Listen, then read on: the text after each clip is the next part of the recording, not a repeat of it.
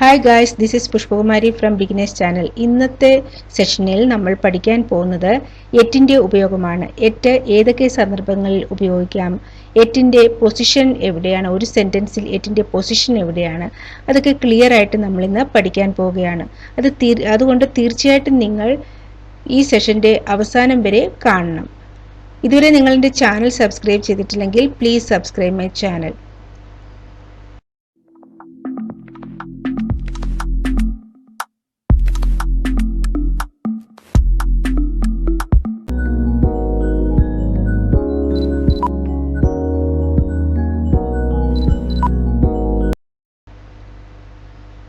It comes at the end of the sentence.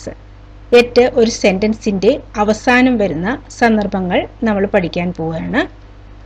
To show that something has not happened by a particular time. ഇത് ഒരു കാര്യം particular ടൈമിൽ, അതായത് നമ്മൾ നേരത്തെ പ്ലാൻ ചെയ്ത സമയമോ അല്ലെങ്കിൽ ഫിക്സ് ചെയ്തിരിക്കുന്ന സമയമോ ആ സമയത്ത് നടന്നിട്ടില്ല, നോട്ട് ഹാപ്പൻഡ്, അപ്പോഴാണ് നമ്മൾ എറ്റ് അവസാനമായിട്ട് ഉപയോഗിക്കുന്നത്, ഒരു സെന്റൻസിന്റെ അവസാനം ഉപയോഗിക്കുന്നത്. അത് എക്സാമ്പിൾ നോക്കി നമുക്ക് വ്യക്തമായി മനസ്സിലാക്കാൻ പറ്റും. She hasn't completed her project yet. അവൾ അവളുടെ പ്രോജക്റ്റ് ഇതുവരെ കംപ്ലീറ്റ് ചെയ്തിട്ടില്ല. She hasn't send the email yet. അവൾ ഇതുവരെ ഇമെയിൽ സെൻഡ് ചെയ്തിട്ടില്ല, അയച്ചിട്ടില്ല. ഓക്കെ, അപ്പം എറ്റിന്റെ ഉപയോഗം ലാസ്റ്റ് വരുന്ന സന്ദർഭം ഒന്നിതാണ്. ഇനി നമുക്ക് അടുത്ത ഒരു സന്ദർഭം നോക്കാം. To show enthusiasm or excitement. വളരെയധികം എക്സൈറ്റഡ് ആയിട്ടും ഓർ ഉത്സാഹത്തോടു കൂടിയും പറയുന്ന ചില കാര്യങ്ങൾ. That was his best film yet. ഇന്ന് വരെയുള്ളതിൽ വെച്ച് ഏറ്റവും ബെസ്റ്റ് ഫിലിമാണ് അത്. At time of 2 hours 50 minutes his best marathon yet. അവൻ ഓടിയത്, അതായത് 2 minutes 15 minutes അവൻ ഓടിയ ആ മാരത്തോൺ, അതാണ് ഇന്ന് വരെ ഓടിയതിൽ വെച്ച് ഏറ്റവും ബെസ്റ്റ് ആയിട്ടുള്ളത്. ഇനി മറ്റൊരു സിറ്റുവേഷൻ നോക്കാം. To show a situation or event is on going. ഇപ്പോഴും നടന്നുകൊണ്ടിരിക്കുന്ന ഒരു ഇവന്റ്, ആ സന്ദർഭത്തിൽ നമ്മൾ എറ്റ് ഉപയോഗിക്കാറുണ്ട്. അത് സെന്റൻസിന്റെ അവസാനത്തിലാണ്. I have a lot more work yet. എനിക്ക് ഇനിയും കുറേ വർക്കുകൾ ചെയ്യാനുണ്ട് എന്നുള്ളതാണ് ഉദ്ദേശിക്കുന്നത്. ഉണ്ട്, വർക്കുണ്ട് എന്നാണ് ഉദ്ദേശിച്ചിരിക്കുന്നത് ഇവിടെ. നെക്സ്റ്റ് നോക്കാം നമുക്ക്. There is a lot more time yet. ഇനിയും ഒത്തിരി സമയമുണ്ട്. നമ്മൾ പലപ്പോഴും പറയാറുള്ളതാണ്, ഇനിയും ഒത്തിരി സമയമുണ്ട്. അപ്പം there is a lot more time yet. എറ്റിന്റെ ഉപയോഗം ലാസ്റ്റ് വരുന്നത്, സെന്റൻസിന്റെ എൻഡിൽ വരുന്നത് നമ്മൾ പഠിച്ചു. ഇനി എറ്റിന്റെ ഉപയോഗം വരുന്നത് മിഡിൽ ഓഫ് ദ സെന്റൻസ് ആണ്. Use it in the middle of the sentence. To discuss something unknown or unclear. Unknown ആയിട്ടുള്ളതും unclear ആയിട്ടുള്ളതും. Here it is often placed after have, has or are. ഇവിടെ സാധാരണമായിട്ടും എറ്റിന്റെ സ്ഥാനം എന്ന് പറയുന്നത് after, have, has or are. Example നോക്കുമ്പോൾ നിങ്ങൾക്ക് ഒന്നും കൂടെ നന്നായിട്ട് മനസ്സിലാകും. My parents are yet to arrive. ഇപ്പോൾ നമ്മൾ പറഞ്ഞു often placed after have, has or are. അപ്പം ആറിന് ശേഷമാണ് നമ്മളിവിടെ യെറ്റ് യൂസ് ചെയ്തിരിക്കുന്നത്. അപ്പം my parents are yet to arrive. Parents ഇനിയും വരാനുണ്ട്, വന്നിട്ടില്ല ഇതുവരെ. Yet to arrive. Next example നോക്കാം. The result has yet to be announced. ഇനിയും അനൗൺസ് ചെയ്യാനുണ്ട്. റിസൾട്ട് ഇതുവരെ അനൗൺസ് ചെയ്തില്ല, അനൗൺസ് ചെയ്യാനുണ്ട് എന്നുള്ളതാണ് ഉദ്ദേശിച്ചിരിക്കുന്നത്. അപ്പം ഇവിടെയും ഹാസിന് ശേഷമാണ് യെറ്റ് യൂസ് ചെയ്തിരിക്കുന്നത്. അതൊന്ന് ശ്രദ്ധിക്കുക. Okay, it can be used to show that something was surprising based on previous information. Previous information വെച്ച് നമുക്ക് ഒരു സർപ്രൈസിങ് ആയിട്ടുള്ള ഒരു സംഭവം നടക്കുകയാണ്. നെക്സ്റ്റ്, അപ്പൊ അത് അങ്ങനെ വരുമ്പോഴാണ് നമ്മൾ യെറ്റ് യൂസ് ചെയ്യാറുണ്ട്. He worked hard yet he could not score well. അവൻ നന്നായിട്ട് ഹാർഡ് വർക്ക് ചെയ്തു, എന്നിട്ടും അവന് നല്ല മാർക്ക് സ്കോർ ചെയ്യാൻ പറ്റില്ല.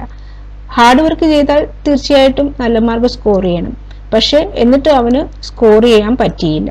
അപ്പം അതൊരു സർപ്രൈസിങ് ആയിട്ടുള്ള ഒരു കാര്യമാണ്. അതുപോലെ നെക്സ്റ്റ് വൺ നോക്കൂ. John told many jokes yet nobody laughed. John കുറെ ജോക്സ് പറഞ്ഞു. ജോക്സ് പറഞ്ഞ സാധാരണ എന്താ, എല്ലാവരും ചിരിക്കും. പക്ഷെ ഇവിടെ എന്താ സംഭവിച്ചത്? യെറ്റ് നോബഡി ലാഫ്ഡ്, ആരും ചിരിച്ചില്ല. എന്നിട്ടും ആരും ചിരിച്ചില്ല. Okay, put it in a sentence for emphasis similar to terms like even, still or more. even, still or more അങ്ങനത്തെ സെന്റൻസ് ഉപയോഗിക്കുന്ന അതേ അർത്ഥത്തിൽ തന്നെ യെറ്റിനെ നമ്മൾ സെന്റൻസിൽ ഉപയോഗിക്കാറുണ്ട്. അതായത് it can be used to stress a point or create a more vivid image. നല്ല ഒരു സ്ട്രെസ് കൊടുത്ത് പറയാനായിട്ട്, അതായത് അതിനെ ഊന്നി പറയാനായിട്ട് നമ്മൾ യെറ്റ് ഉപയോഗിക്കാറുണ്ട്. ഇത് usually appears before terms like another or again. Another or again അതിന് മുമ്പായിട്ടാണ് നമ്മൾ യെറ്റ് എഗെയിൻ, യെറ്റ് അനദർ അങ്ങനെ നമ്മൾ പറയും. യെറ്റ് അനദർ അല്ലെങ്കിൽ യെറ്റ് എഗെയിൻ. അങ്ങനെ യെറ്റ് എഗെയിന് മുമ്പായിട്ട് അല്ലെങ്കിൽ യെറ്റ് അനദറിന് മുമ്പായിട്ട് നമ്മൾ യൂസ് ചെയ്ത് സംസാരിക്കാറുണ്ട്. എക്സാമ്പിൾ നോക്കുമ്പോൾ നിങ്ങൾക്ക് ഒന്നും കൂടി നന്നായിട്ട് മനസ്സിലാകും.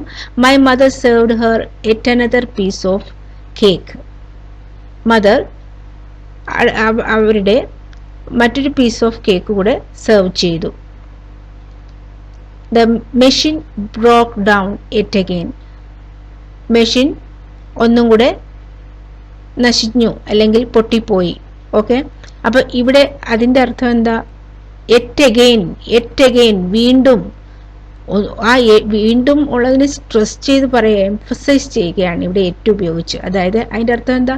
ഇതിന് മുമ്പും നശിപ്പിച്ചിട്ടുണ്ട് അല്ലെങ്കിൽ പൊട്ടിച്ചിട്ടുണ്ട്, അതാണ് ഉദ്ദേശിച്ചിരിക്കുന്നത്. ഇവിടെ മദറിന്റെ ഇതിനെ സംബന്ധിച്ച് സെർവ് ചെയ്തിരിക്കുന്ന കേക്ക് സെർവ് ചെയ്തിട്ടുണ്ടെന്ന് പറഞ്ഞാൽ നേരത്തെ സെർവ് ചെയ്തു പിന്നെ കൊടുത്തു, അത് എംഫസൈസ് ചെയ്യാൻ വേണ്ടിയിട്ടാണ്, ഊന്നി പറയാൻ വേണ്ടിയിട്ടാണ് ആ യെറ്റ് ചേർത്ത് പറയുന്നത്. യെറ്റ് അനദർ, മറ്റൊരു പീസ് ഓഫ് കേക്ക് കൂടെ കൊടുത്തു.